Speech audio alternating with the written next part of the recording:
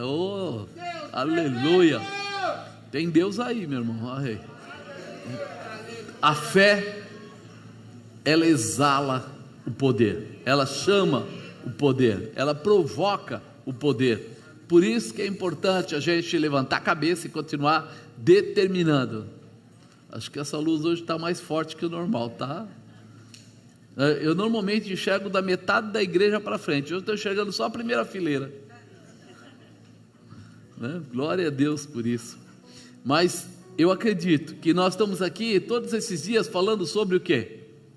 O profético. Você já esqueceu? Vocês gostaram do missionário?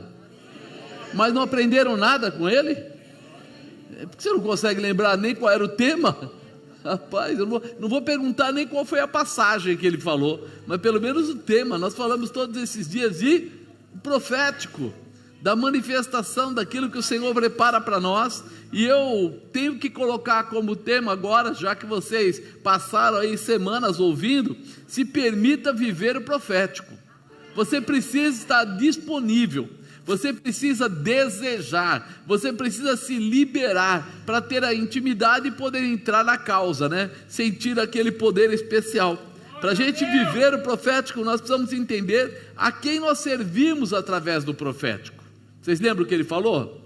Que nós não somos mais de nós mesmos, mas nós estamos debaixo da presença de Deus, que nós somos, vamos dizer assim, enviados por Ele, protegidos por Ele, fortalecidos por Ele. Ou seja, eu não vivo mais, mas Cristo vive em mim.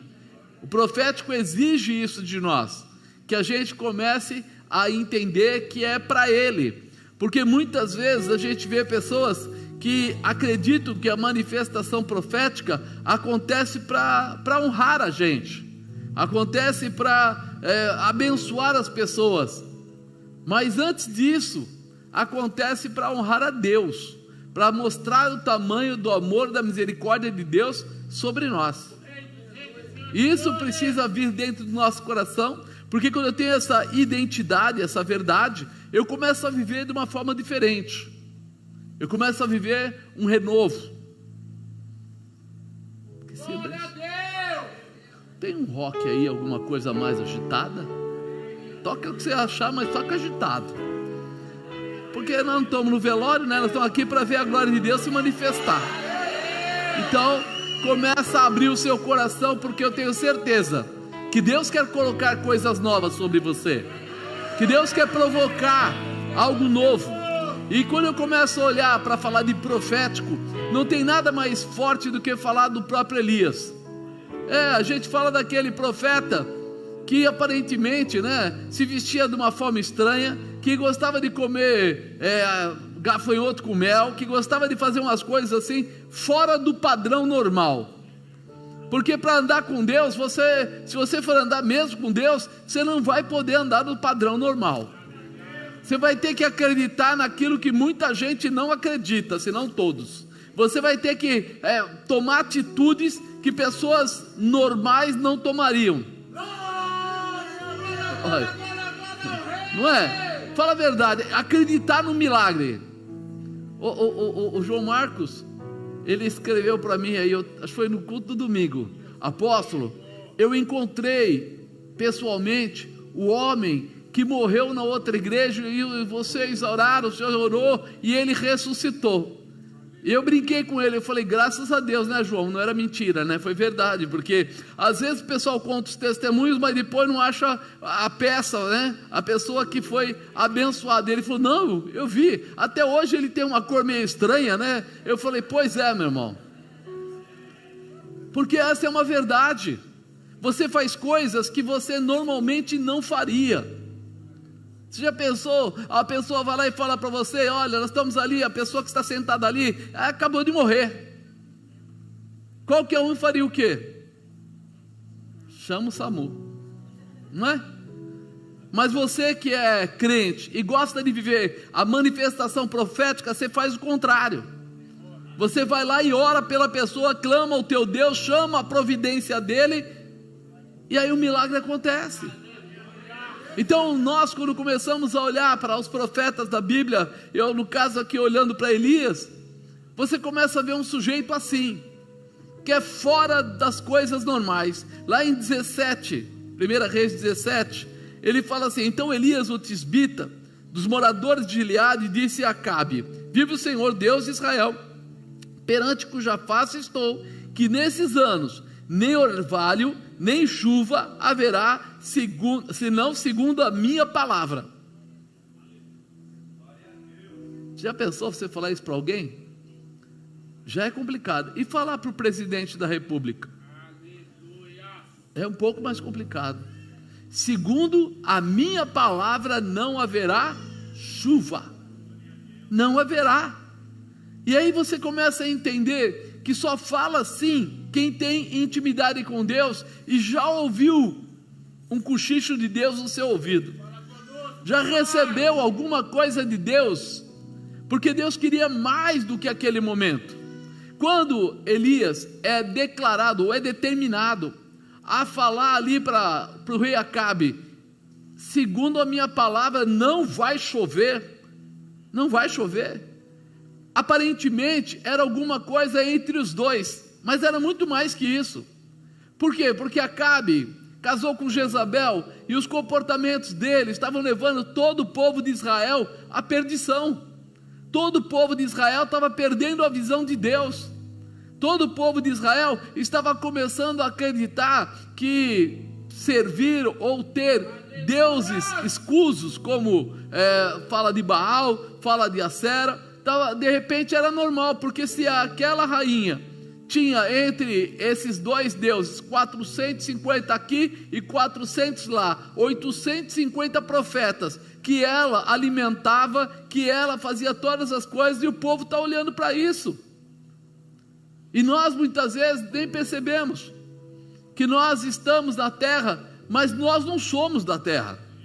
Nós estamos de passagem, por isso as coisas do mundo não podem dominar nossa mente. O profeta naquele momento, ele acabou sentindo isso.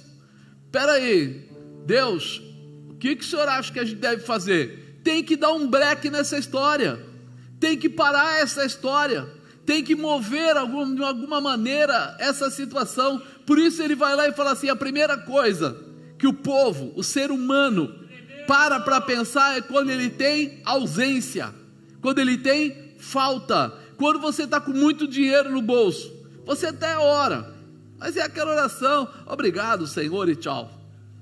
Mas quando você está passando necessidade, aí você arruma tempo para ajoelhar, arruma tempo para colocar a testa no chão, arruma tempo para chorar aos pés do Senhor. Então ele percebe, Deus fala para ele: temos que parar essa situação, vai lá, faz alguma coisa.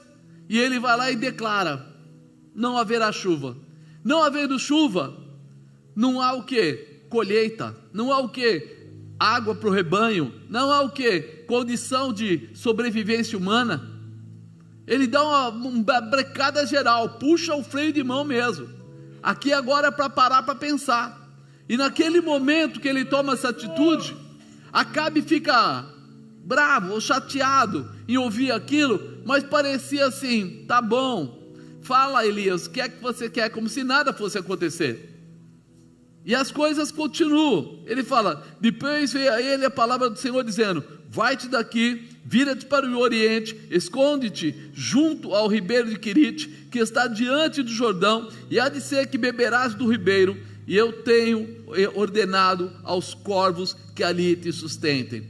Foi, pois, e fez conforme a palavra do Senhor, porque foi e habitou junto ao ribeiro de Querite, que está diante do Jordão, e os corvos lhe traziam pão e carne pela manhã, como também pão e carne à noite, e ele bebia do ribeiro. Você começa a ver o cuidado de Deus. Ele foi lá e foi usado como profeta. Agora vem a proteção de Deus para aqueles que são dele. Se você faz o que Deus pede para você fazer, é o que o pastor Leandro falou aqui agora há pouco. Quando você entende que você não arromba a porta, que você não usa micha, que você não fica trambicando, mas você vai pela porta da frente, porque lá no livro de João fala o quê? O bom pastor entra pela porta da frente, e o ladrão entra pela porta do fundo. Espera aí, eu sou um profeta, eu sou um homem de Deus, sou alguém escolhido, estou debaixo da palavra de Deus, então o Senhor me guarda. O Senhor colocou ele do lado do ribeiro, para que ele tivesse água à vontade. O Senhor deu a ele agora a carne e o pão através de uma coisa quase que impossível. O corvo vir trazer para ele de manhã e vir trazer para ele à tarde o alimento. E você fala assim, podia ser uma coincidência? Poderia, se fosse uma vez, se fosse alguma vez um período do dia, mas para ele fazer isso na parte da manhã, fazer isso na parte da tarde, ou esse corvo já tem, um treinamento poderoso, ou a mão de Deus estava sobre ele, decretando que ele fizesse. Eu acredito a segunda hipótese. Nós estamos precisando entrar nessa dimensão, para entender que o cuidado de Deus vai nos alcançar sempre. Você às vezes pensa que as coisas estão complicadas. Eu vejo hoje a intensidade que o nosso país está passando, a perseguição contra já acontecendo em evangélicos, cristãos e coisas do tipo, e a gente sabe que a tendência é piorar. Por quê? Porque tudo que é certo não agrada essas pessoas, mas nada impede a nossa boca de declarar profeticamente o que vai acontecer nessa nação. Você pode falar, eu não concordo com o Zé, eu não concordo com o João, eu não concordo com o Pedro. Amado, não concordar é um limite muito pequeno, é uma condição sem relevância. Mas quando você começa a ser usado para profetizar, para declarar o que Deus quer que aconteça, a coisa toma outro rumo. E não é a satisfação da nossa própria carne, mas é entender aquilo que está dentro dos padrões de Deus. Por isso que até para profetizar, a gente precisa conhecer a Bíblia, porque quem conhece a Bíblia conhece os princípios de Deus. E quem conhece os princípios de Deus não dá tiro no pé, ele acerta sempre o alvo. Por quê? Porque ele não fala de si mesmo, mas ele fala da parte de Deus, e aí não tem erro. É o que Elias estava fazendo aqui. Ele não estava falando de si mesmo, ele estava falando da parte de Deus. Por isso o Senhor estava dando resposta a ele: sai daí, vai lá para o local que eu estou te mandando, lá para a fonte de água lá, fica lá, eu vou cuidar de você lá. E esse Acabe, no primeiro dia, ouviu a palavra profética lançada, e deve ter falado assim: esse cara é doido. Você acha que ele agora não vai chover porque ele não quer? Tá bom, 6 meses depois não chove. Aquele doido soltou uma palavra que não é legal. 1 ano depois não chove. Acha aquele cara que eu quero pegar ele. A gente vai ter que pegar ele, não é possível. Ele vai ter que desfazer ou desfalar o que ele falou. Por isso o Senhor já tirou de cena Elias. Fala assim: ele vai entender que a boca de Elias é uma boca profética, e se ele não declarar, não vai acontecer. Aí passa 1 ano e meio, e vai passando 2 anos. Você já pensou na sua casa quando falta água 1 semana? Como é que você se sente? E se faltasse 6 meses? E se fosse 3 anos e 6 meses? Acabe já tinha mandado tudo que é soldado atrás, já tinha mandado ordem para todo lado: alguém vai achar Elias. Mas toda vez que ele chegava no lugar, Elias não estava, chegava no outro, Elias não estava. Mas Elias estava sendo cuidado por Deus. Diz que o ribeiro aqui seca, ele fala, e sucedeu que passados os dias, o ribeiro se secou, porque não chovia, porque não tinha chuva na terra. Então veio a ele a palavra do Senhor dizendo: levanta-te, vai a Serepta, que é de Sidom, e habita ali, e eis que eu ordenei ali uma mulher viúva que te sustente. Puxa vida, uma palavra dessa, qual é a tua expectativa?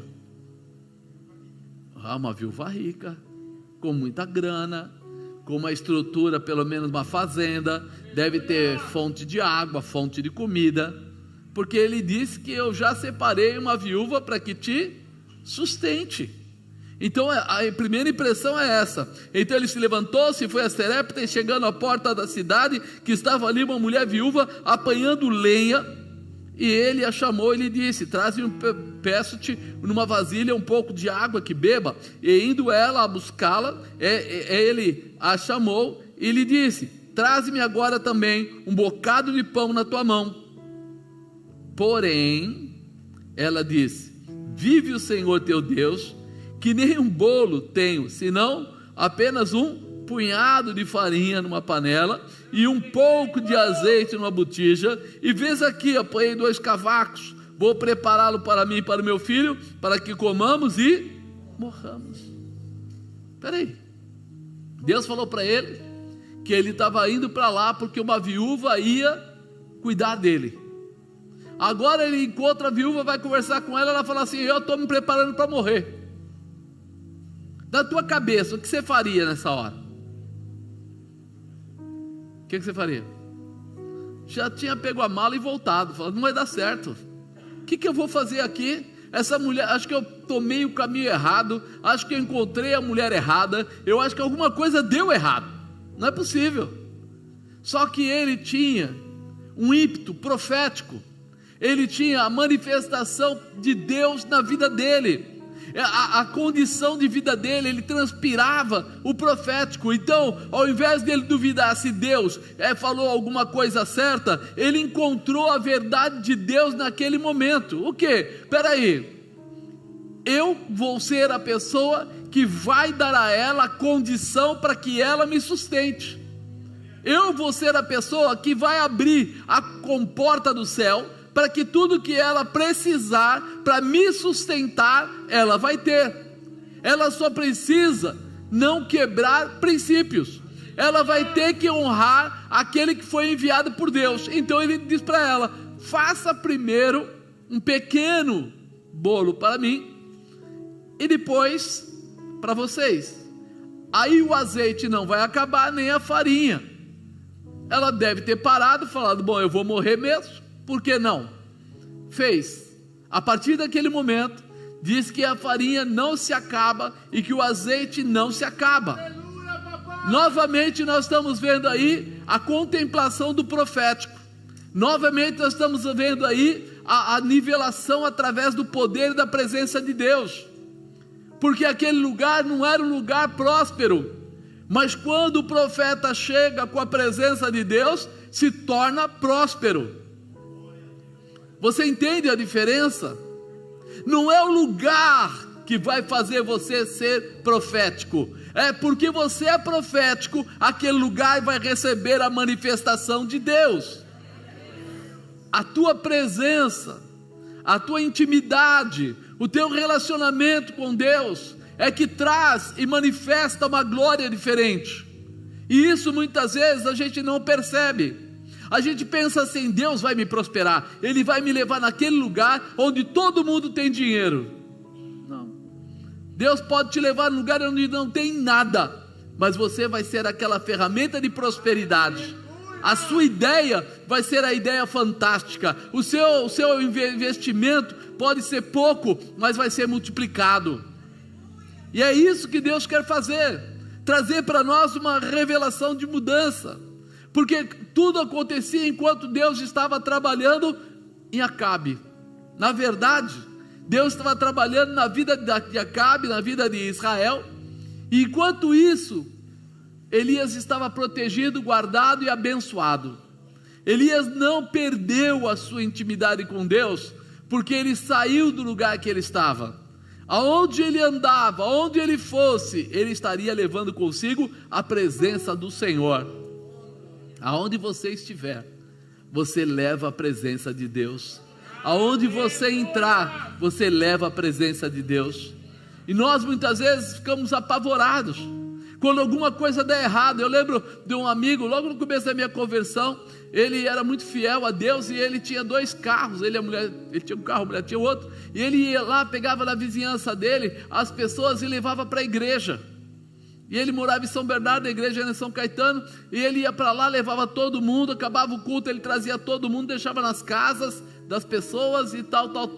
E um dia, quando terminou o culto lá, ele foi procurar o carro dele, e o carro dele tinha sido roubado. E aí o pessoal começou a falar assim: mas como é que pode? Que Deus é esse? Você, de repente, usa o seu carro para levar as pessoas e tal, e agora a gente chega aqui e o carro é roubado. Puxa, começaram a reclamar, e ele falou para eles assim: ó, cala a boca todo mundo, dobra a língua. Se esse carro foi embora, é porque Deus tem alguma coisa melhor para me entregar. Eu não vou olhar como perda, eu olho como ganho. E aí o pessoal ficou assim assustado com ele, porque o único que não ficou abatido foi ele. O resto, o pessoal que foi levado de carona e tal, membros da igreja, todo mundo dizendo: puxa vida, e agora? Como é que vai ser? E ele falou: ó, vamos ficar calmo, Deus tem controle de tudo. Pegou e falou para a mulher dele: você fica aqui, vai vir o guarda, você faz a ocorrência, eu vou levar um grupo para casa, depois eu levo outro grupo, depois eu venho. E ele levou o pessoal, voltou, foi lá, fez a ocorrência. Ela falou: e agora? Eu falei: agora? Abre os seus olhos, porque Deus vai nos dar um carro novo. Ele tinha um Chevette na época, novinho, tal, mas era um Chevette. E aí de repente ele estava pensando: pô, preciso trocar esse carro agora. Mas se eu trocar esse carro, eu queria agora, na época, né, um Santana, que era o carro do momento na época. E ele foi, fizeram um negócio para ele, aceitaram lá o crédito que ele tinha no seguro. Eu sei que ele comprou o carro pagando muito poucas prestações e já saiu felicíssimo.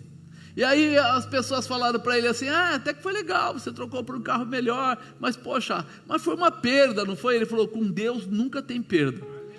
Aí o vizinho dele veio falar com ele, chegou para ele e falou assim: eu trabalho na Volks, eu tirei um outro Santana, e esse Santana, eu não tenho como ficar com ele está com desconto lá, acho que era 15%, e esse carro, pô, eu posso financiar no meu nome lá, se você quiser, com uma taxa de juros baixíssima da própria Volks, assim.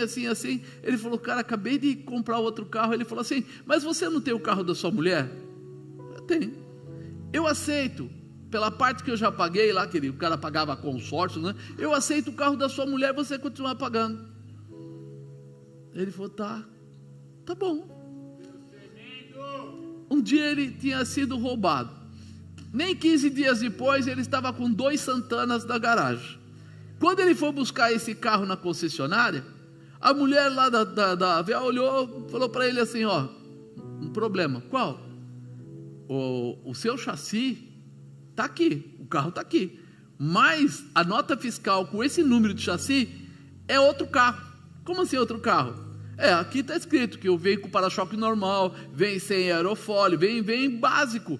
Mas o carro que está faturado ali com esse número de chassi, que é o número do carro, aquele carro está com para-choque pintado, está com retrovisor, está com aerofólio, está com som, está com tudo isso. Ele falou: ó, parou, eu não posso pagar isso não. Aí ela falou: mas como é que aconteceu isso? Aí foi. Aí vieram contar para ele: ó, realmente foi um erro.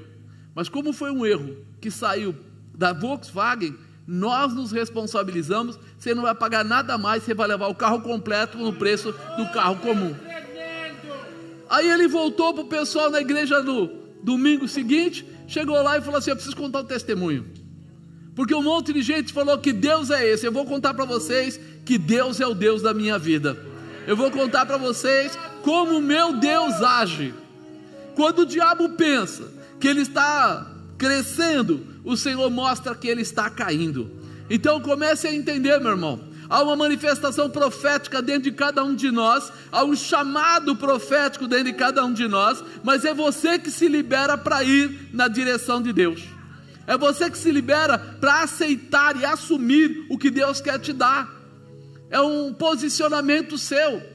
Se vem uma dificuldade e você se abate com isso, comece a lembrar: o meu Deus, o meu Senhor, o Todo-Poderoso, me guarda, me protege, eu estou debaixo da sua palavra. Então comece a procurar o que é que Ele quer te dar de novo, o que é que Ele quer acrescentar na sua vida.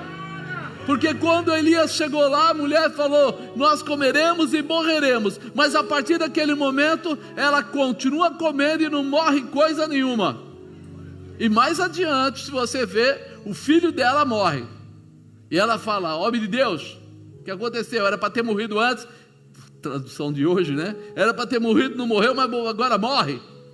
E ele faz o quê? Pega o menino, leva para o quarto, vai lá, deita em cima dele, 1 vez, 2 vezes, 3 vezes, 7 vezes, e o menino volta. E aí ela fala o quê? Agora vejo verdadeiramente que você é um homem de Deus.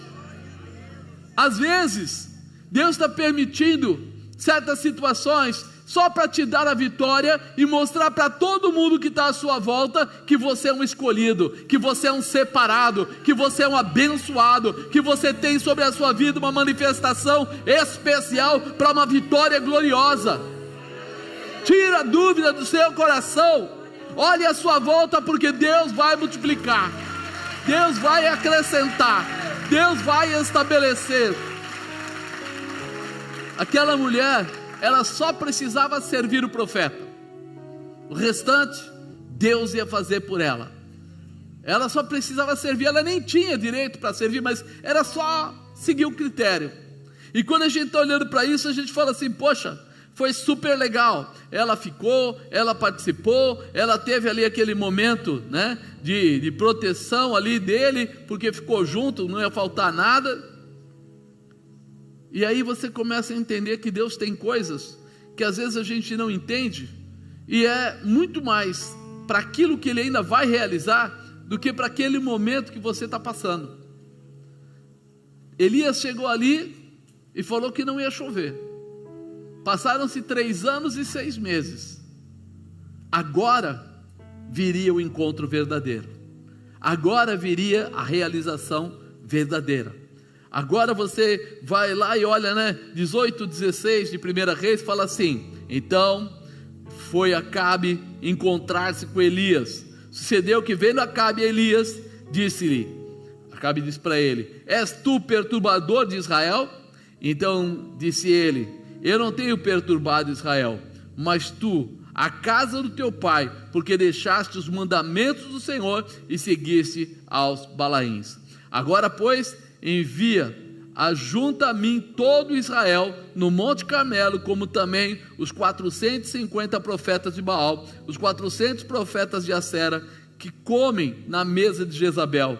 Então Elias se chegou a todo o povo, está no 21, né? Então Elias chegou a todo o povo e disse: até quando cocheareis entre 2 pensamentos? Se o Senhor é Deus, seguiu; se Baal, seguiu. Porém o povo não lhe respondeu nada. Olha que situação. Por que é que teve que faltar água durante todo esse tempo?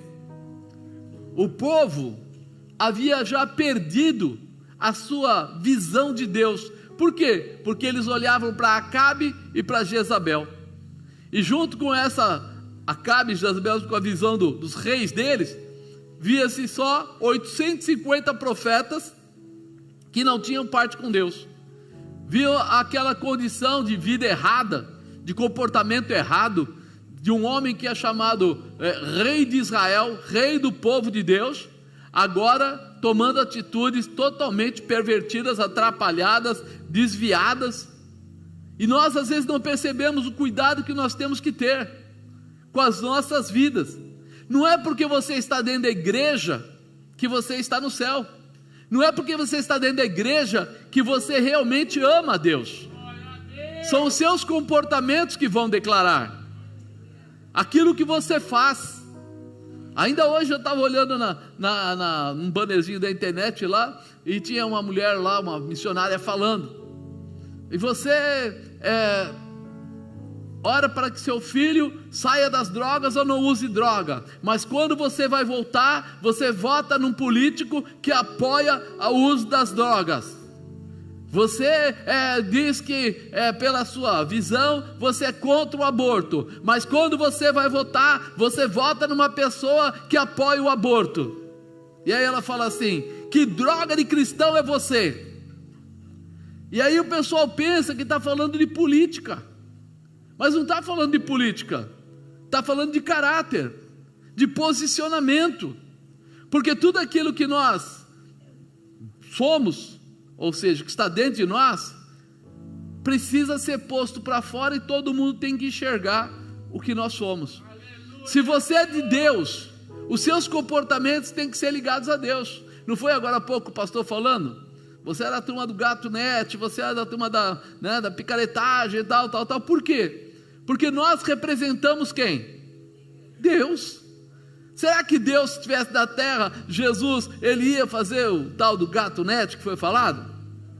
Será que ele ia chegar lá e falar assim, eu estou com um problema com os judeus, eu acho que se de repente a gente desse uma graninha por fora, a gente conseguia liberar?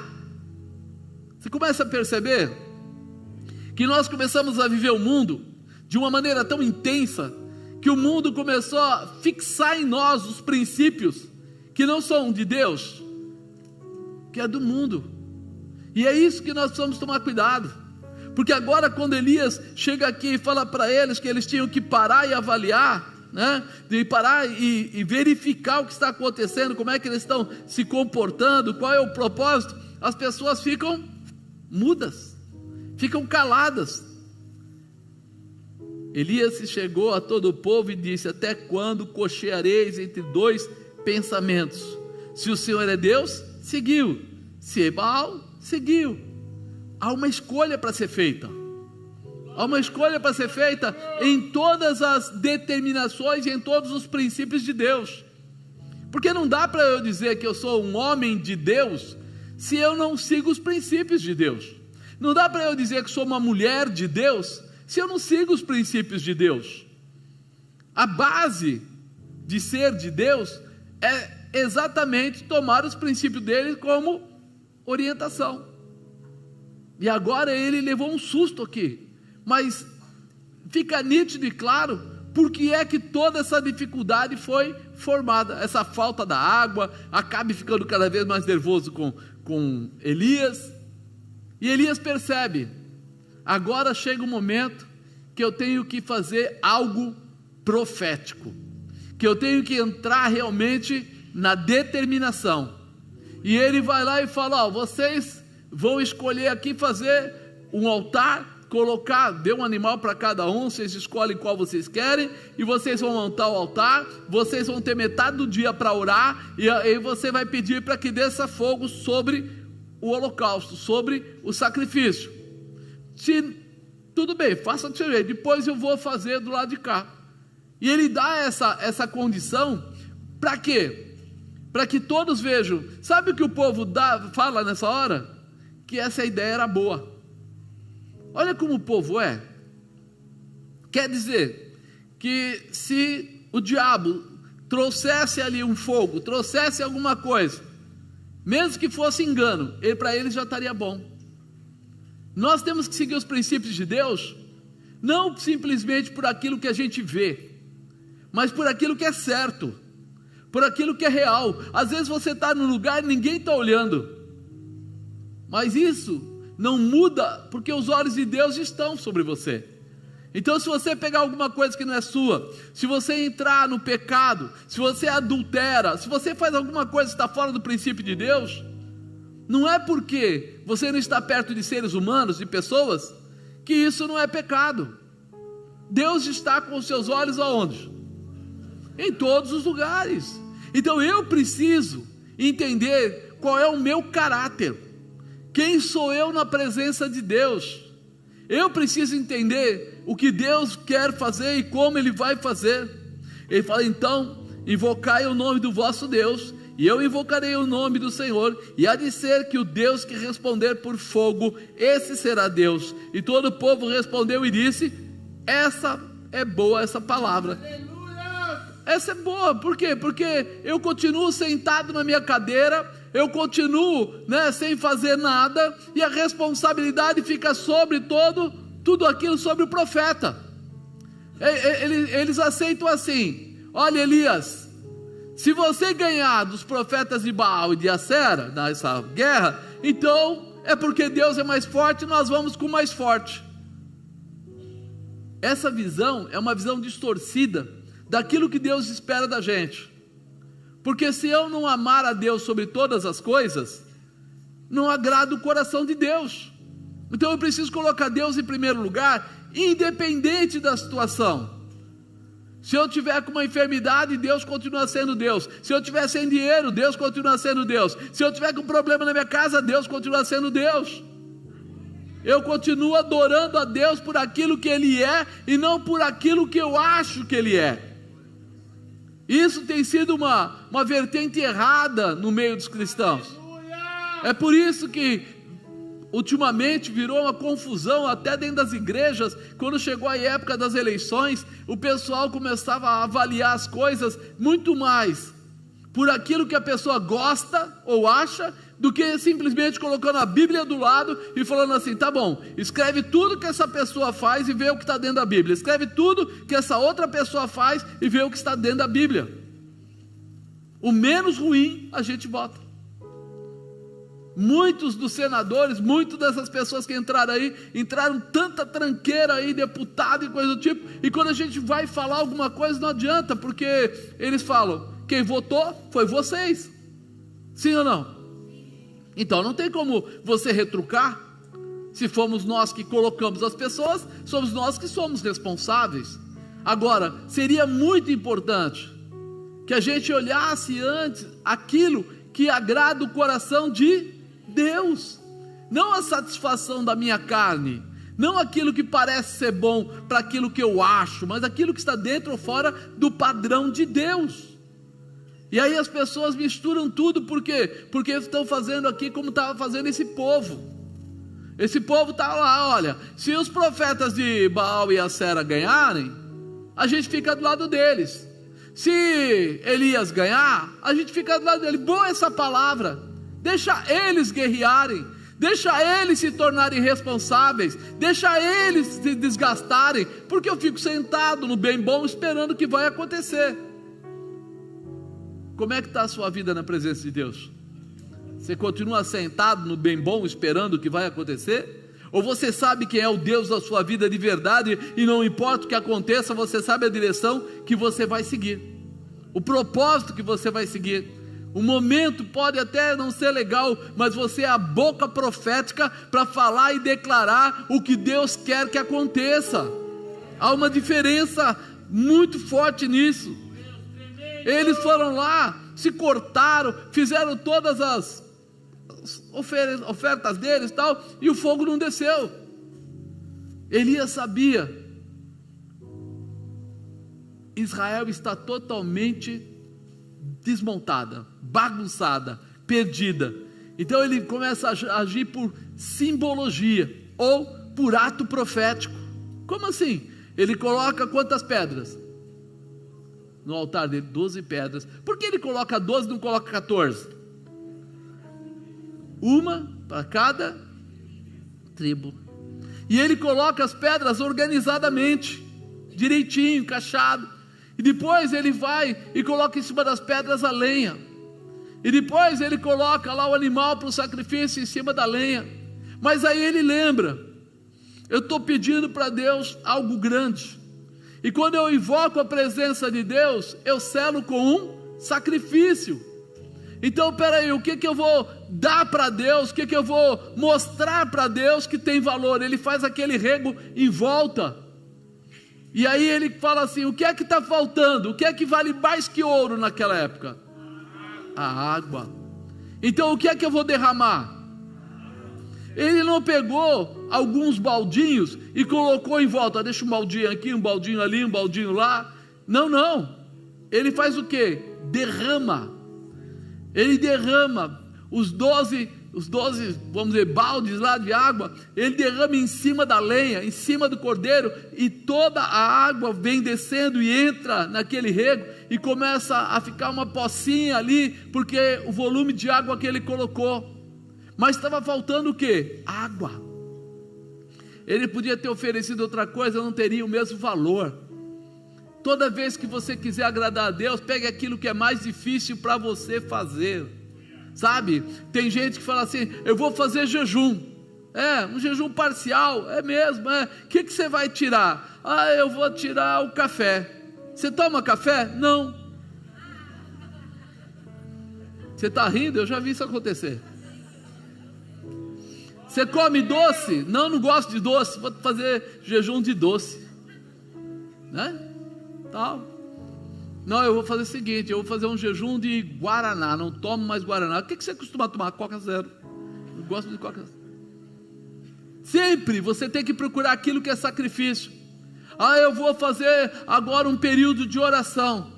Então eu vou orar na hora do almoço, que é mais fácil, porque eu já estou acordado, está tudo bem, acabei de comer. Eu vou orar 15 minutos na hora do almoço. Não, vai orar às 3 horas da manhã, no meio da sua noite. Vai acordar às 3, vai dormir às 3h30, 3h20. Apóstolo, mas eu tenho que trabalhar de manhã. É sacrifício, amado. Se é sacrifício, é além do normal. Foi o que ele fez. Ele queria tocar Deus.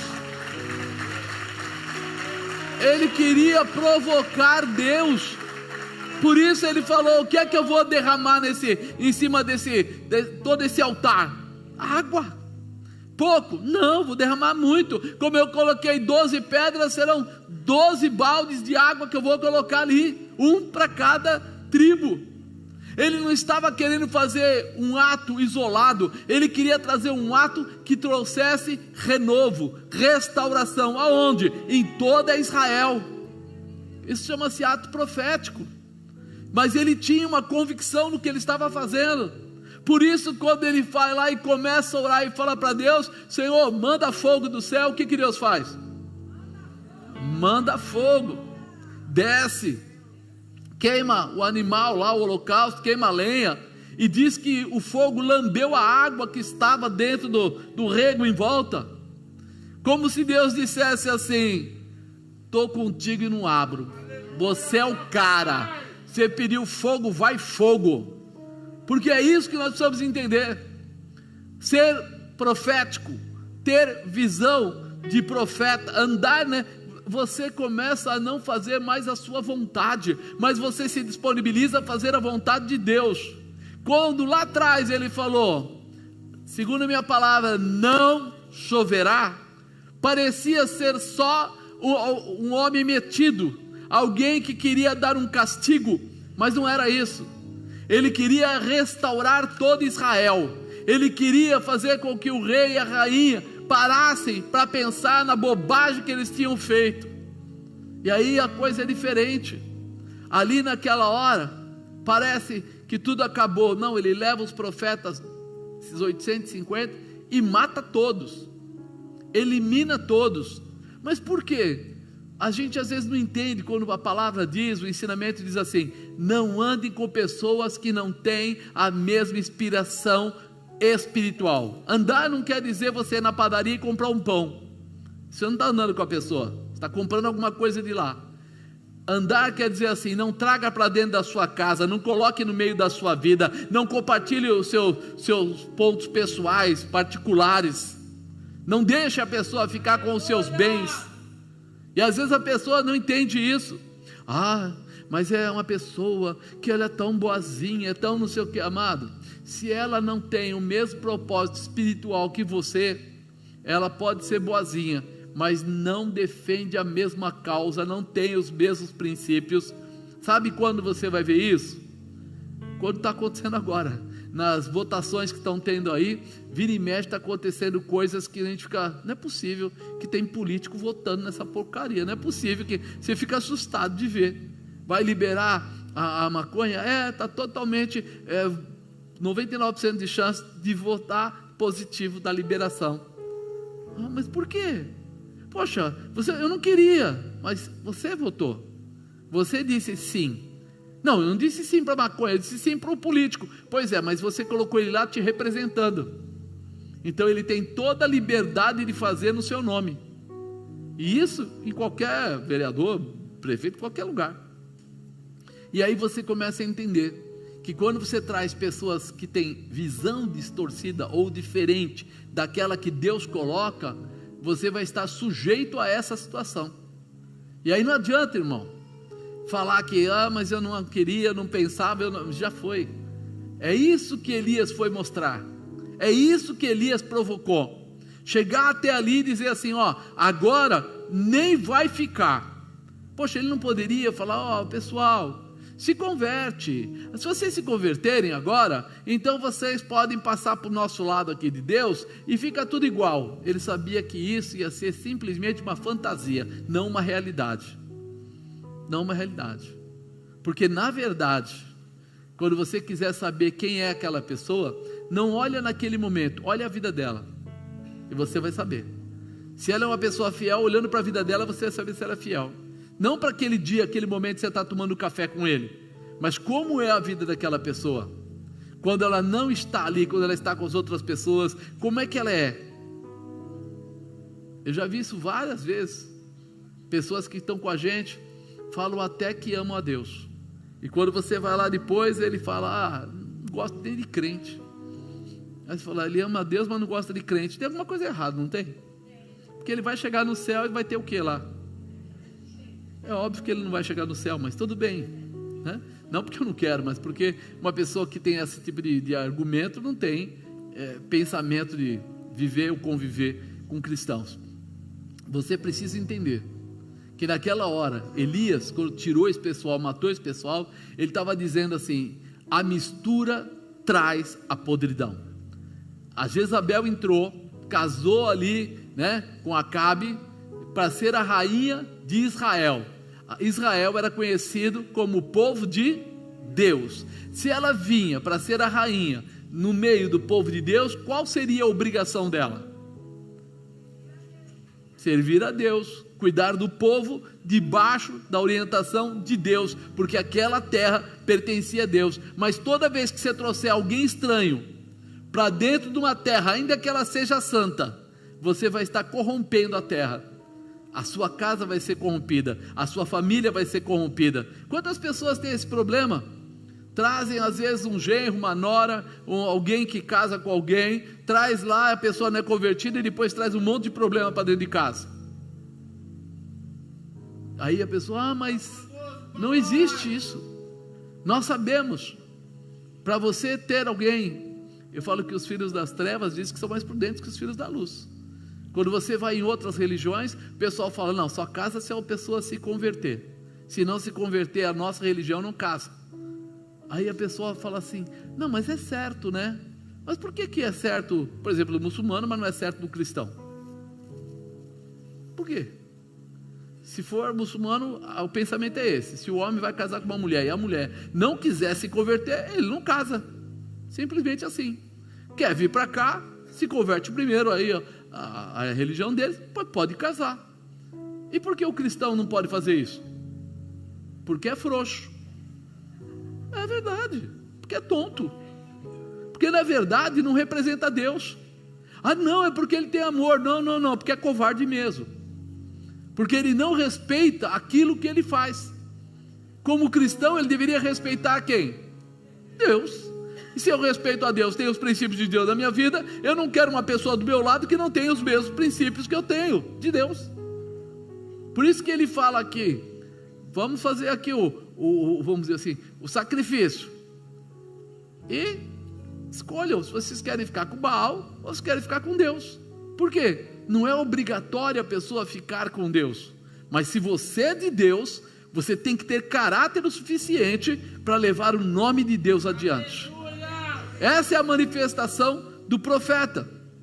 Por isso, Elias foi, liberou, tirou tudo que estava ali de ruim, limpou, e em sequência, depois, Elias já fala o quê?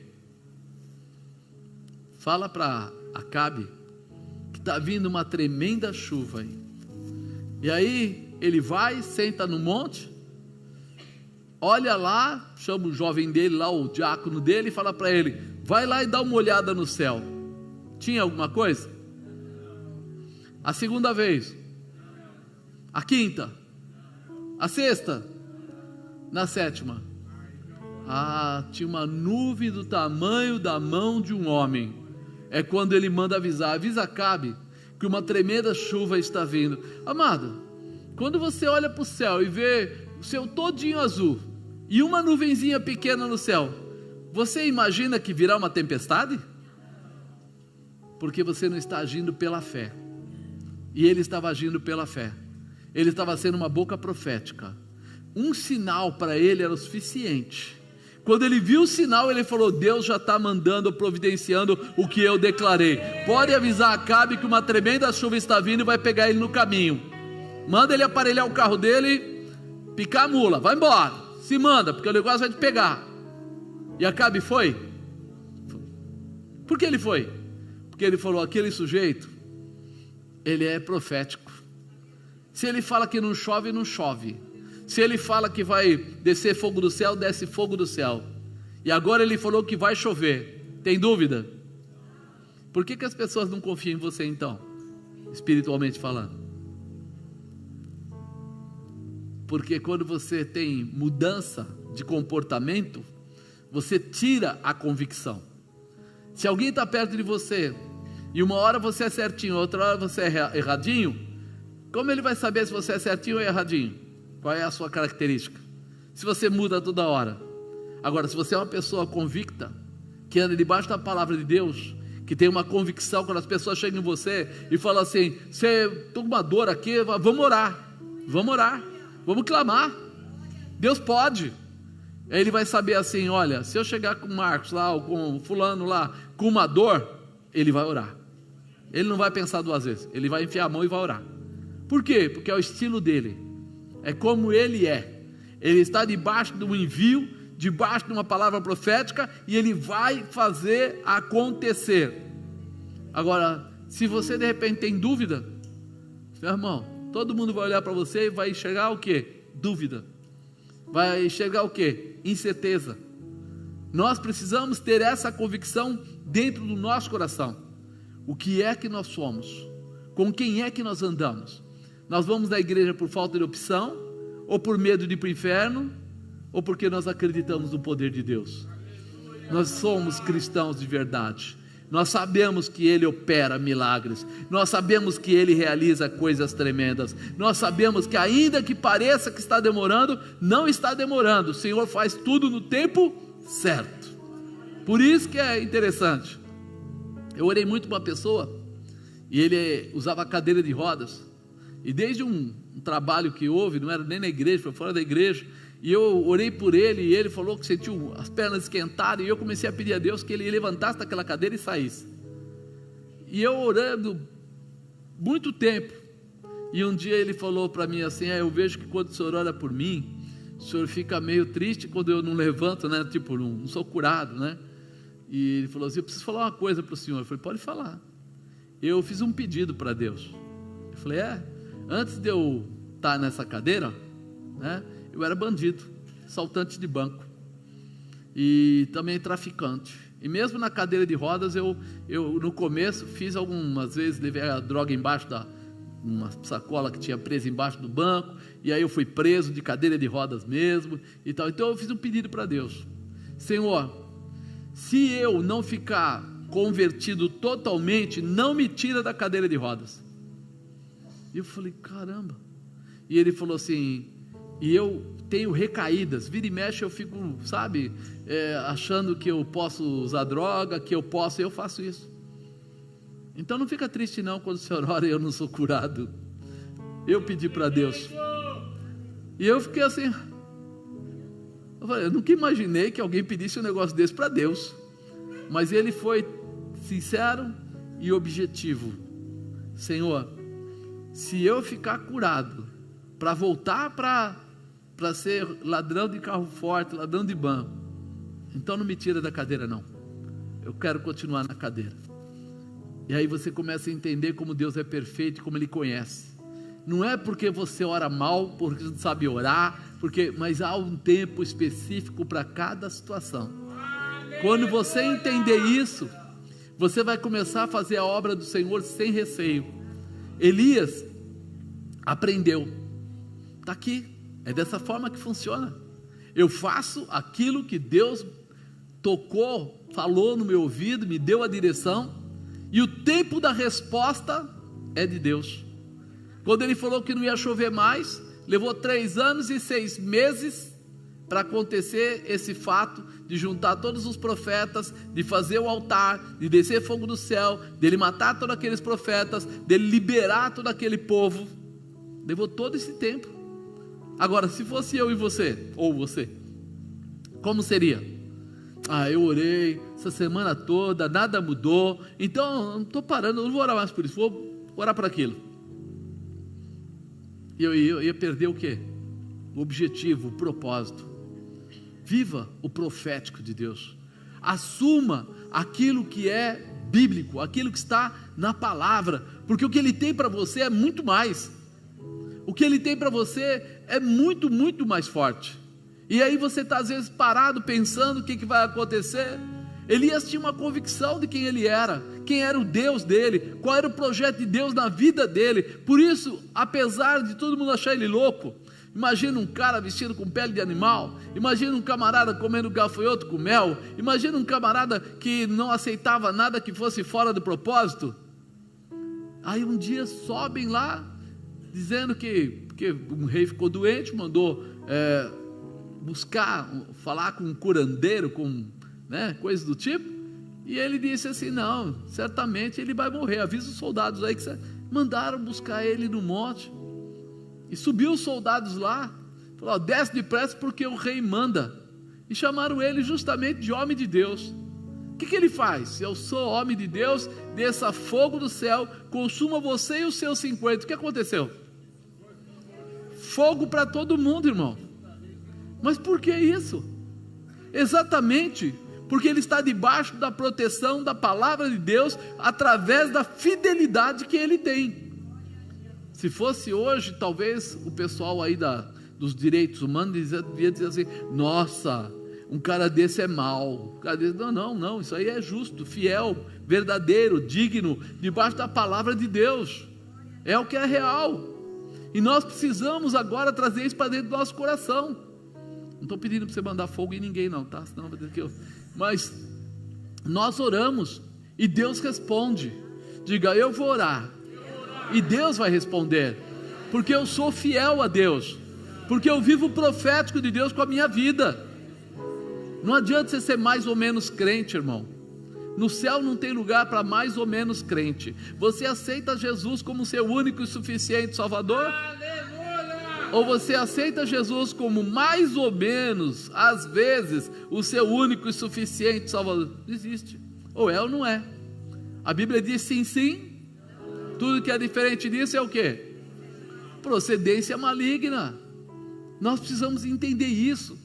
Nós estamos entrando num período cada vez mais conturbado, aonde a carne começa a comandar mais as pessoas. E aí, quando eu olho para essas palavras, se eu não levar Deus a sério, não olhar aqui com seriedade, sabe o que vai virar? Apenas historinhas. Vai aparecer o Monteiro Lobato escrevendo aqui, porque é só historinha. Não, a palavra de Deus é realização, a palavra de Deus é cura, é transformação, a palavra de Deus é proteção, a palavra de Deus é autoridade. Nós precisamos, antes de mais nada, acreditar nisso, que o que Ele tem para nós, Ele não mudou. Ele não mudou. As pessoas mudam, Deus não muda. As pessoas têm dúvidas porque dinheiro e etc. Deus não tem dúvida nenhuma. Ele sabe quem Ele é, Ele sabe a promessa que Ele fez para você, e Ele é fiel para fazer cumprir a palavra que Ele determinou. Amém, amado? Você entende o que é ser profético, o que é viver o profético? É quando a tua carne não atrapalha mais você ir adiante. Ah, mas apóstolo, eu não posso ter medo? Pode. Eu não posso ter um dia de dúvida? Pode. Elias teve, porque você não pode ter. Agora o problema não é esse. O problema é saber responder ao chamado de Deus. É estar pronto a responder quando Deus te chamar. Porque da mesma forma que ele foi lá com Elias e chegou lá na caverna e disse para Elias o quê? Sai para fora. O que é que você está fazendo aí, Elias? Elias podia ter feito o quê? Saiu nada. E o meu medo? Eu sei lá o que vai acontecer. Já passou uma saraiva aí de pedra, já passou fogo, já passou... Não. Ele entendeu. Quando ele saiu, a voz mansa falou com ele. Porque ele saiu. Porque ele aceitou. Porque ele assumiu. Então a voz fica mansa para ele. Antes dele sair, saraiva de pedra, de fogo, de não sei o quê. Por quê? Porque ali ainda ele não estava na obediência. Você precisa entender isso. A voz mansa de Deus para você, no seu profético, na sua vida de intimidade, é quando você obedece, quando você se entrega para Ele, e aí Ele cuida de você de uma forma especial. Se o corvo tiver que colocar carne e pão na sua mão, o corvo vai ter que colocar. Se a viúva que não tem um centavo no bolso é quem vai te prover, pois ela vai te prover. Ele queria mostrar: o impossível vai acontecer.